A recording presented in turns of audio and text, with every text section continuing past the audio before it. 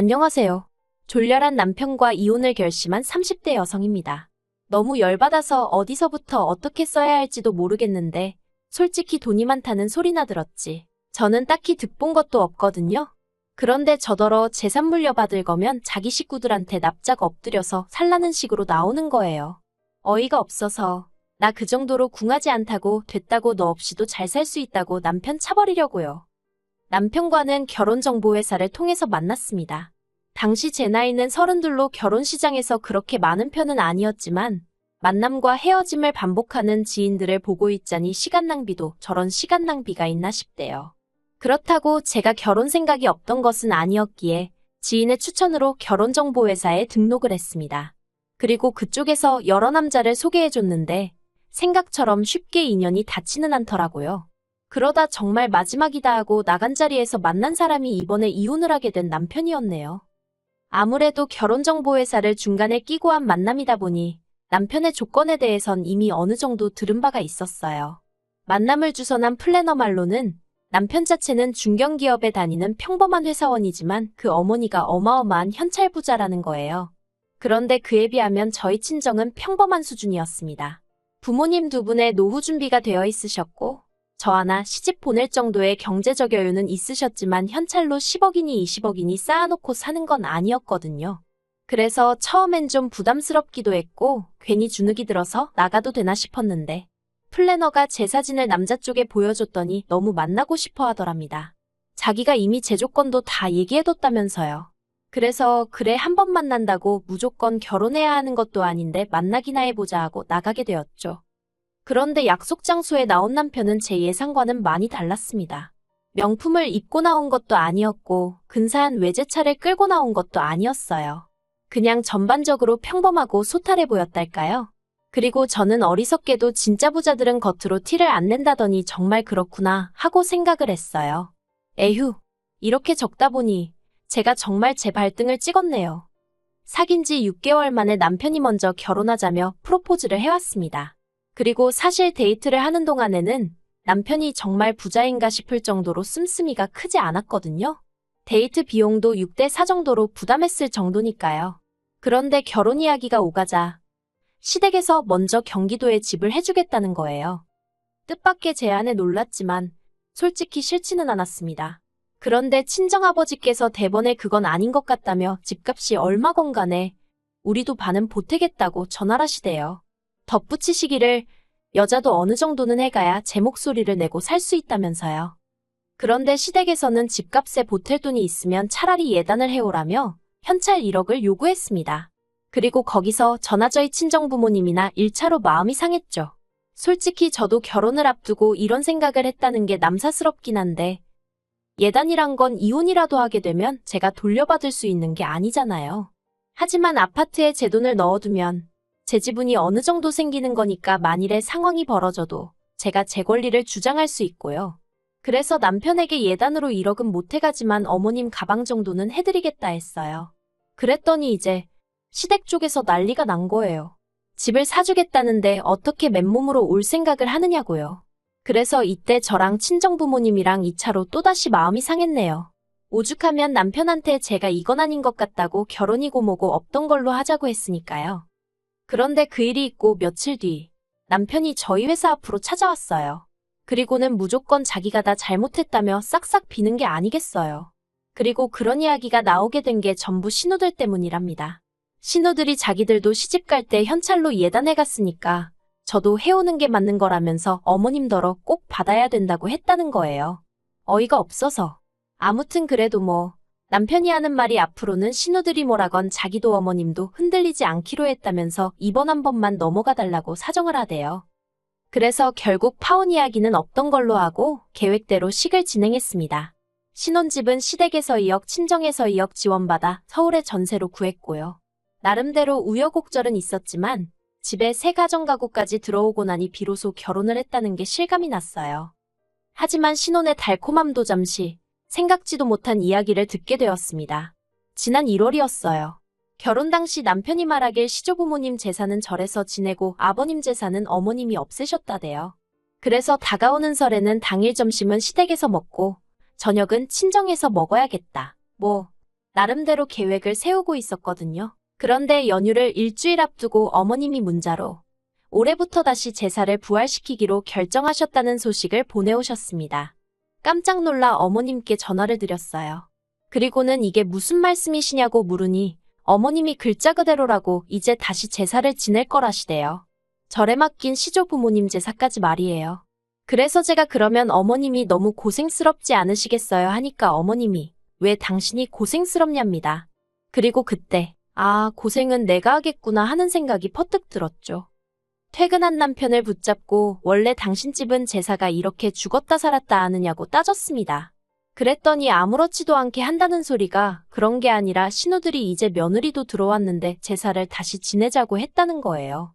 그리고 순간 결혼 전 예단의 악몽이 떠오르면서 이 신우들을 진짜 어떡하면 좋지 싶대요. 하지만 이때만 하더라도 그래도 이내 제 나름대로 좋게 생각해 보려고 했어요. 신우들이야 꼴보기도 싫었지만 제사 자체만 놓고 보자면 언젠간 조상덕 보는 날이 있겠지 생각하고 좋은 마음으로 지내보자 생각했던 거죠. 그런데 그런 마음가짐이 무색하게도 어처구니 없는 일을 겪었습니다.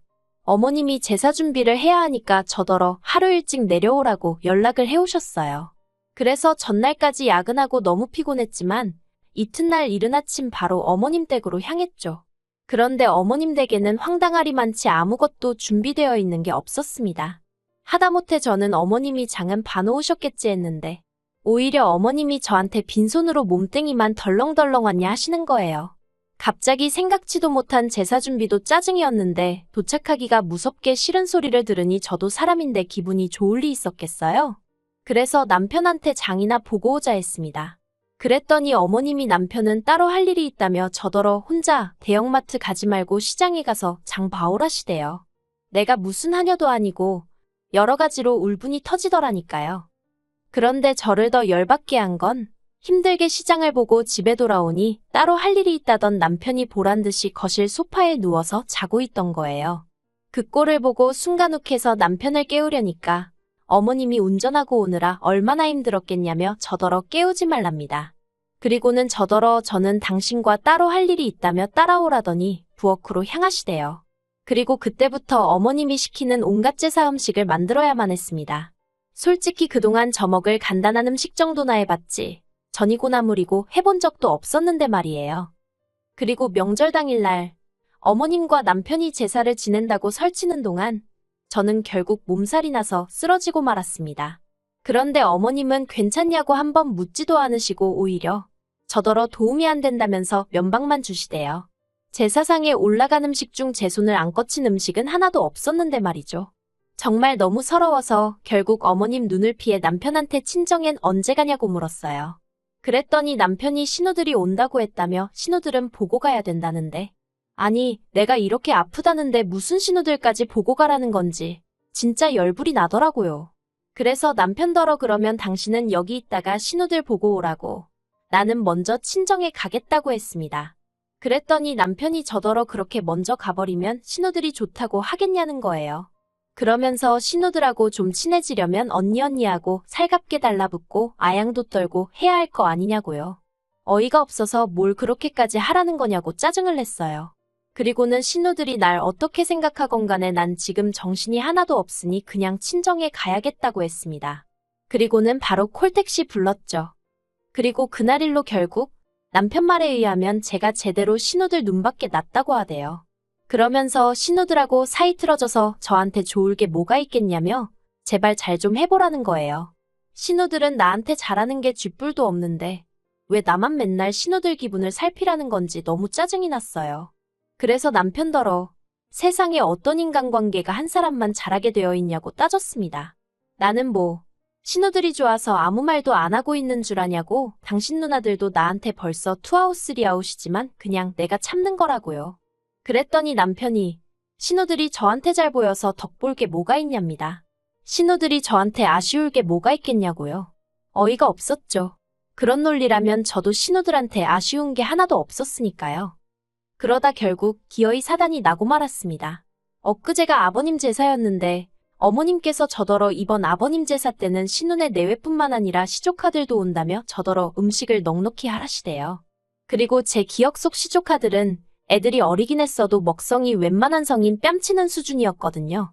게다가 둘째 신우는 입이 어찌나 까탈스러운지 저희 결혼할 때도 예식장 음식을 먹으면서도 이건 짜고 저건 달고 어쩌고 저쩌고 오죽하면 그 좋은 날 너는 집에 가서 해먹어 그 소리가 목구멍 밖으로 나오려고 하더라니까요.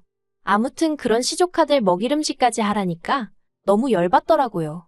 제가 먹을 음식도 아니고 저희 부모님이 드실 것도 아니고 그렇다고 저희 조상을 모시는 것도 아닌데 내 허리만 죽어나겠구나 싶은 게 속 터지대요.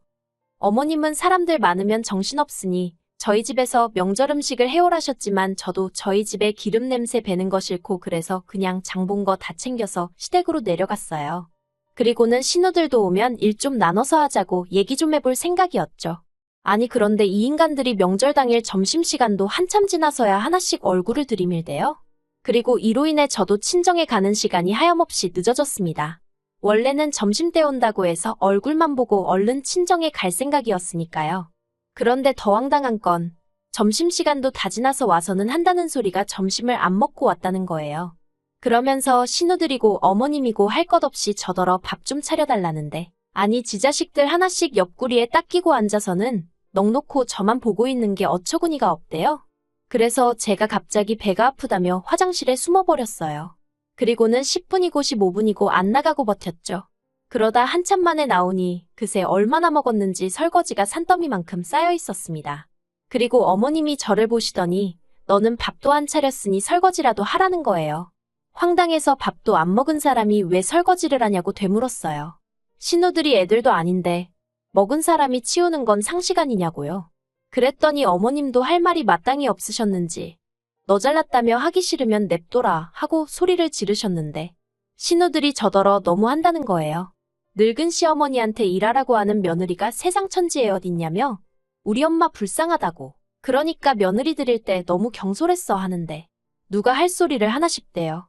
그래서 저도 저야말로 언니들 같은 신우들인 줄 알았으면 결혼하는 거 다시 생각해 봤을 텐데 정말 경솔했던 것 같다고 후회된다 해버렸습니다.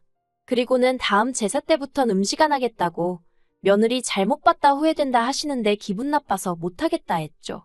그랬더니 큰 신우가 저더러 싸가지가 있네 없네 하더니 저희 집에서 그러라고 배웠냐입니다. 그리고 그때 지가 뭔데 가정교육을 운운하나 싶은 게 순간 화가 나더라고요.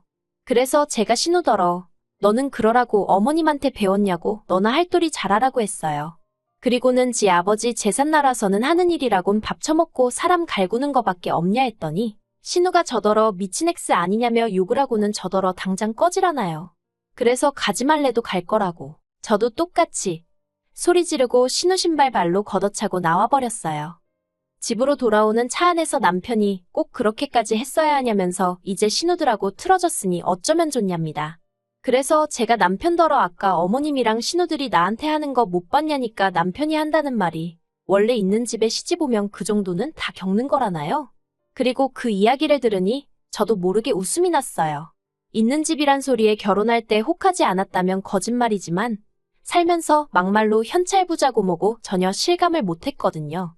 허구한 날 땅이 얼마가 있는데 그게 얼마짜리네. 천년만년 돼 보이는 낡아 빠진 옷으로 이게 그 당시에 얼마를 주고 산 옷이네.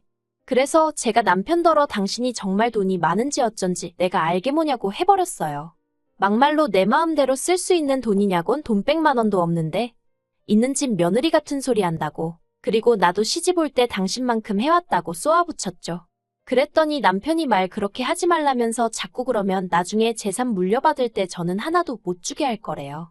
황당해서 어차피 어머님 재산이 당신한테 나가지 나한테 오는 줄 아냐고 협박할 걸 협박하라 했습니다. 그리고 나도 친정 부모님 재산 받으면 내 한 몸 건사하고 사는 데는 아무 지장 없으니 걱정 말라고요. 그리고 이튿날 날이 밝기가 무섭게 저는 제 짐 챙겨서 친정으로 향했습니다.